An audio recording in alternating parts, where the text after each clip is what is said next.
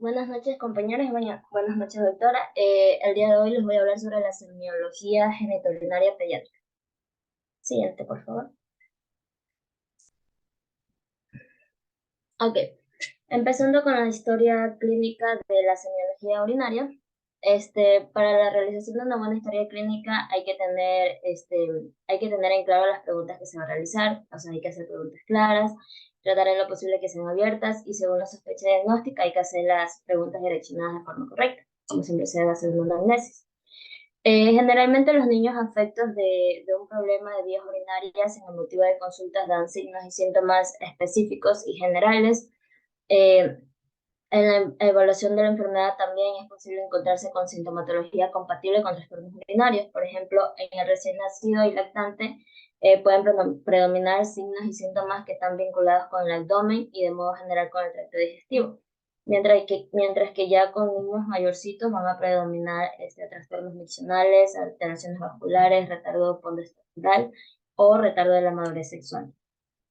Por ello, en general existen una serie de presentaciones clínicas que hacen sospechar la presencia de enfermedad renal o que son el motivo de consulta por los cuales los padres llevan a los niños. Por ejemplo, existen trastornos específicos de la micción que pueden ser poliaquiuria, que se refiere al aumento de la frecuencia urinaria que puede o no estar acompañada con aumento en el volumen de orina eliminada, urgencia, que se refiere a la incapacidad de aguantar las ganas de orinar, o disuria, que se refiere al dolor al orinar. Entre las alteraciones en las características macroscópicas de la orina se pueden encontrar hematuria, turbidez o mal olor. Entre los desórdenes de volumen de la orina también se incluyen poliuria, oliguria y anuria. Y otros síntomas que pueden presentarse son dolor suprapúbico, cuadros febriles que sugieren infección urinaria, dolor lumbar, hipertensión arterial sintomática o asintomática y edemas. Ok, en cuanto a los antecedentes personales del niño, se debe revisar historias de episodios previos de infección o cuadros de deshidratación, historia de edemas o episodios previos de enfermedad renal. En la historia familiar también se debe interrogar a los familiares sobre infecciones urinarias o de reflujo vesicoureteral, hipertensión arterial, nefropatías, enfermedad renal crónica que haya requerido diálisis. También se debe evaluar la historia prenatal y perinatal, o sea, preguntar por ecografías renales normales, el desarrollo del embarazo, factores de riesgo de la madre o consumo de medicamentos durante la gestación que pudieran tener algún efecto nefrotóxico. También se debe indagar la historia nutricional, la ingesta de proteínas, de sodio, de calcio o medicamentos o drogas. Como ya mencioné, que pueden haber medicamentos nefrotóxicos. Siguiente, por favor. Ok, en el examen físico, empezando con la exploración general, debe hacerse énfasis sobre todo en el aspecto general del niño, es decir, su nivel de actividad, movimientos acordes para la edad, el aspecto de la cara y de la piel.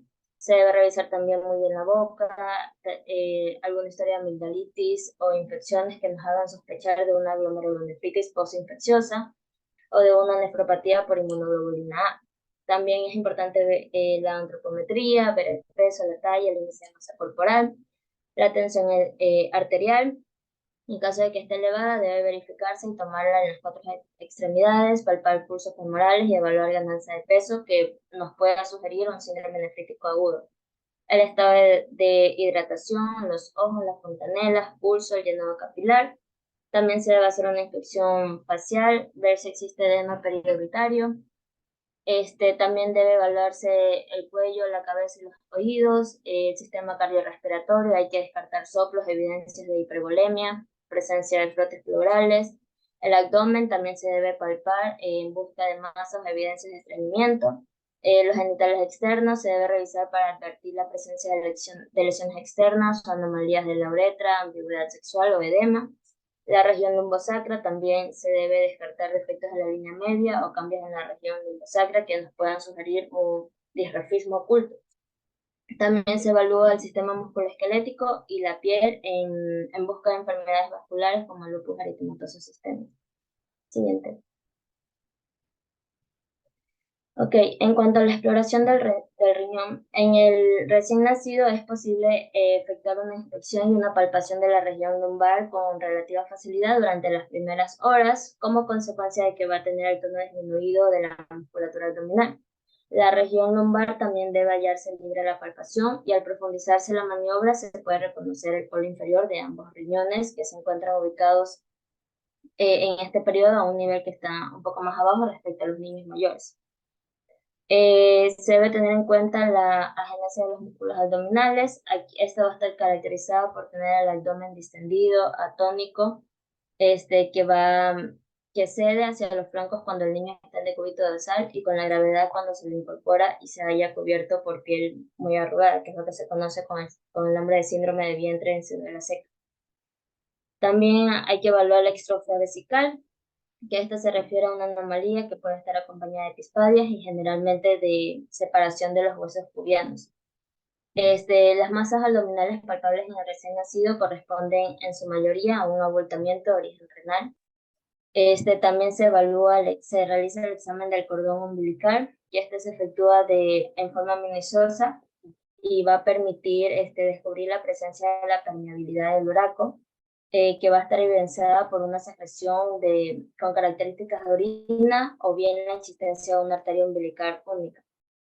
También se deben evaluar malformaciones en los genitales externos, tanto masculinos como femeninos, que generalmente todos se hayan asociados con un alto grado de anomalías urológicas.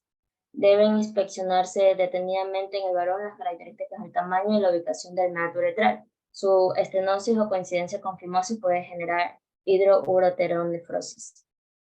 La siguiente, por favor. Ya, en cuanto a los signos y síntomas de la enfermedad renal, ya, aquí vamos a tener, por ejemplo, el dolor abdominal. Esta debe orientarse hacia una posible causa renal cuando las manifestaciones dolorosas se localizan preferentemente en las regiones lumbar o hipogástricas.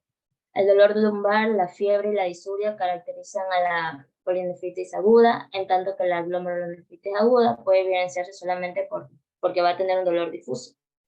Las glomerulopatías crónicas, como la pielonefritis crónica, no se acompañan generalmente de manifestaciones dolorosas.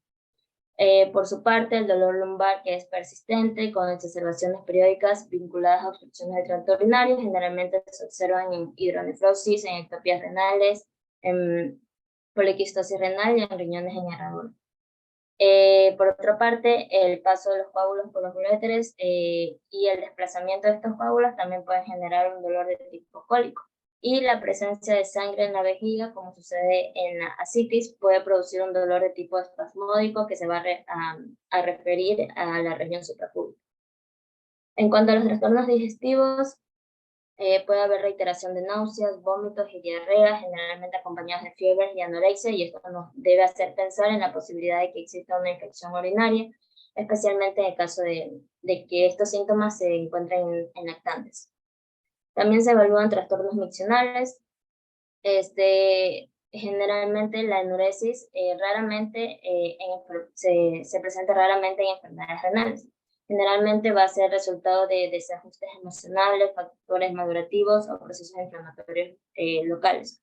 Sin embargo, el niño que presenta enuresis diurna o nocturna, tras haber logrado normalmente su control esfinteriano, deberá ser estudiado a fin de descartar un proceso parenquimatoso que pudiera generarse a través de un mecanismo de diuresis osmóticas en caso de diabetes, o ya sea por una disminución de la capacidad de la concentración, que puede darse por una infección urinaria o por una insuficiencia renal crónica. En cuanto a los edemas, generalmente el edema de tipo renal es frío y afecta a los tejidos intersticiales y muchas veces también a las serosas. Se inicia a nivel de los párpados y va descendiendo a la cara, al tronco, a los genitales y a las extremidades, en este caso ya generalizándose completamente. Su correcta valoración puede lograrse solo pesando al niño, sobre todo en los estados incipientes, o sea, en caso de que haya edemas ocultos. Y la hipertensión también debe evaluarse, ya que las afecciones renales constituyen la causa más frecuente de hipertensión arterial en los niños, sobre todo en los más pequeños. Y existen distintos mecanismos generadores que pueden combinarse formando dos grupos de afecciones que presentan esta sintomatología: las neuropatías parenquimatosas y las que están caracterizadas por un déficit de perfusión, que vendrían a ser las endovasculares. En el primer grupo, que son las neuropatías parenquimatosas, este de aquí va a estar compuesto por la glomerulonefritis aguda y crónicas, por la pielonefritis agudas y crónicas, por las displasias renales, por el síndrome urémico hemolítico y por las enfermedades quísticas renales y el tumor de Wilson. Y en el grupo de las afecciones renovasculares, va a estar integrado por oclusión parcial de la arteria renal o en su tronco principal o en las ramas mayores, que puede ser por procesos intrínsecos como estenosis congénita o por trombosis, o por factores extrínsecos como una construcción por hematoma o la nefrectomía bilateral. Y siguiente, por favor. Ahora, en cuanto a la semiología de los genitales, también debe realizarse la anamnesis en forma general, el interrogatorio y los antecedentes personales del niño y de la madre en general. Ahora, en cuanto a la inspección, los genitales externos también se examinan como tal para evaluar el estado de la higiene, el color, la configuración, el tamaño y la forma. Ya ahora en cuanto al pene, se estudia aquí su forma, el tamaño, el prepucio, el orificio uretral, la secreción, si existe hipospadia y si existe epispadia. En cuanto a la forma, normalmente este órgano se encuentra dirigido hacia adelante, incluso un poco incrustado hacia abajo, excepto cuando está eréctil. Durante la primera infancia existen comúnmente también adherencias entre el prepucio y el glande. Esto va, estas adherencias evitan la retracción del prepucio, haciendo difícil la observación del meato urinario y del glande, que esto es lo que se conoce como una fimosis fisiológica del recién nacido. Y estas adherencias pues deberían desaparecer en los primeros meses de vida. Como tal, la maniobra de retraer el prepucio del recién nacido es contraindicado, ya que se corre el riesgo de que el prepucio retraído quede atrapado detrás de la corona del glande y no pueda deslizarse de nuevo a su posición original, produciéndose así una tumefacción marcada y una decoloración del glande, que es lo que se conoce como parafimosis. Y esto pues ya se corrige quirúrgicamente. En cuanto al tamaño del pene, también es variable. Si el tamaño presenta un aumento, se debe descartar que exista una pubertad precoz, o que existan lesiones del sistema nervioso central, o que existan tumores testiculares e hiperplasia suprarrenal. Por el contrario, el pene puede aparecer también muy pequeño cuando está oculto por la grasa, por la insuficiencia hipofisaria. En cuanto al prepucio, esta se refiere a la piel que cubre el glande, y generalmente esta no solo lo cubre, sino que excede el glande y que se considera normal, según, como ya les mencioné anteriormente, es la fimosis normal, fisiológica del recién nacido. Ya, en caso de que este exceso de piel obstruya por completo el orificio del meato uretral externo, dificultándose la micción, se considera ya patológico, que es lo que se conoce como fimosis. En cuanto al orificio uretral, en el varón debemos fijarnos que se sitúe en la punta del glande. Si el meato se encuentra en la superficie ventral, o sea, en la cara inferior del pene, decimos que hay hipospadia, y si está en la cara dorsal, se le llama epispadia. Se pueden considerar tres tipos de epispadia. El tipo balanítico, que afecta al glande, la de tipo penil, en la que existe una ranura a lo largo del pene y glande, y el tipo penopúbico, en la cual hay un orificio literal que se halla debajo de la sínfisis. Y también se evalúa la secreción, que en esta pues debe observarse si hay observación o secreción del meato uretral. La siguiente. Ya, sí. Ya, en cuanto al escroto, esta es la parte más pigmentada del organismo. Se encuentra recubierta por pliegues. Se nota también un rafio central que coincide con la pared que separa los dos compartimentos. Cada uno va a estar ocupado por el testículo correspondiente. En los recién nacidos es frecuente encontrar edema escrotal, producto del trauma obstétrico. Va a desaparecer espontáneamente al cabo de los pocos días. Y la presencia de líquido en el escroto va a indicar generalmente la existencia de un hidrocele. Generalmente el hidrocele es frecuente en el recién nacido y en menores de 2 años. No son dolorosos ni tampoco se reducen. Ya van a desaparecer porque existe una reabsorción espontánea, por lo general antes de los 2 años de vida. En cuanto a los testículos, durante las fases iniciales de diferenciación gonadal, estos permanecen en una posición intraabdominal alta. Ya en el quinto y sexto mes de gestación, los testículos van descendiéndose, abriéndose paso a través del conducto inguinal hasta llegar al escroto. Entonces, en este trayecto pueden anormalmente quedarse retenidos a cualquier nivel del conducto inguinal, que es lo que se denomina como criptorquidia. Cuando los testículos llegan al escroto, pero no se quedan definitivamente, en cualquier momento asciende uno o ambos, se debe maniobrar para bajarlos, y esto se denomina testículo en ascensor. Ahora, si uno o ambos testículos en el descenso abandonan el conducto inguinal y se alojan en cualquier otro lugar de la anatomía, se denomina ectopía testicular. Siguiente, por favor. Ya, ahora para definir los caracteres sexuales primarios y secundarios en el varón tenemos los grados de Tanner, del vello púbico y de los genitales. En el vello púbico tenemos que Tanner 1 significa que no hay ningún pelo púbico, y esto se da alrededor de los 9 años de edad. En el Tanner 2 significa que hay una cantidad pequeña de pelo largo, suave, con la pigmentación leve en la base del pene y del escroto. El Tanner 3, el pelo va a llegar a ser un poco ya más grueso, rizado y comienza a extenderse lateralmente. En el 4 hay pelo ya como el adulto extendiéndose a través de la pubis y no llega a los muslos.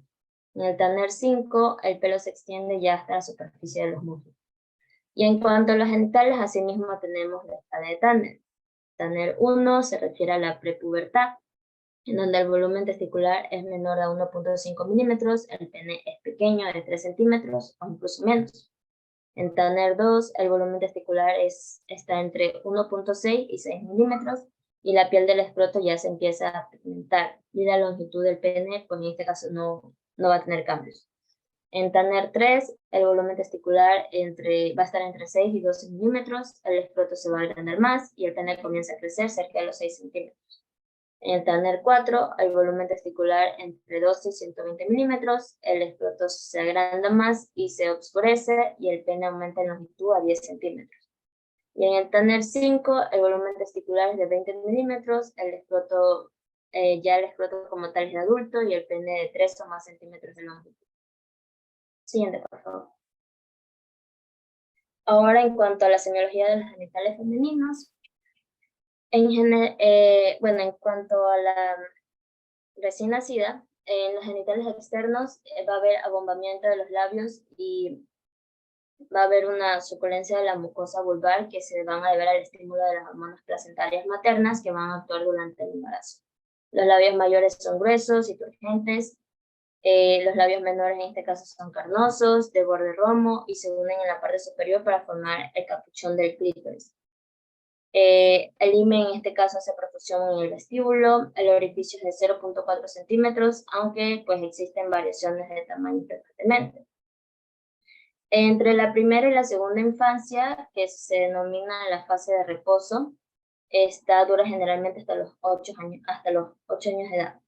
Los labios menores son finos, el capuchón cubre el clítoris pequeño, el meato lateral es fácilmente visible, el himen va a consistir en una membrana delgada con un orificio central.